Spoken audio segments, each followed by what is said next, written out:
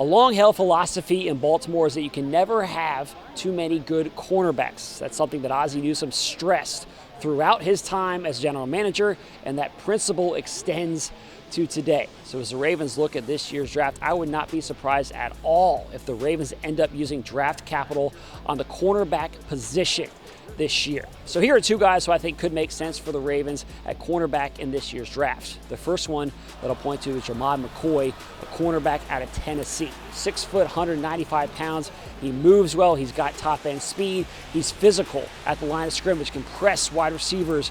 He also has ball production. When the ball's in the air, he more than often comes down with it if it's a 50-50 ball. He's that type of player. Shut down potential, good ball production, great athleticism. All of those skills typically mean top 10 pick when you're talking about a cornerback. However, he missed the 2025 season because of a knee injury, tore his ACL before last season, was not able to play. So that could lead him to slide down the board a little bit. Now, a big piece of the equation on him is going to be the medical checks. That's part of what happens here at the NFL Scouting Combine.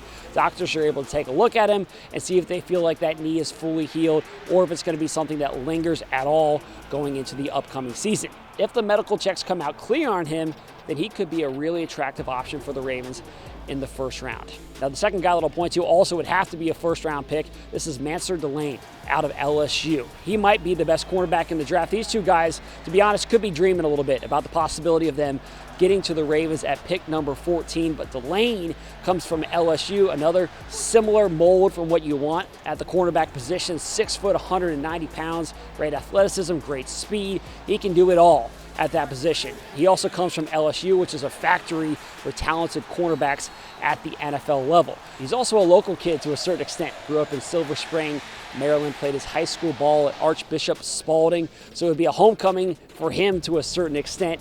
Look, is he going to make it to pick number 14? That may not happen, but if he does, he certainly seems to have all the traits and abilities as a guy who would be a surefire pick, great quality pick for the Ravens at that spot. So those are two players who I think would be really attractive options at cornerback for the Ravens in this year's draft.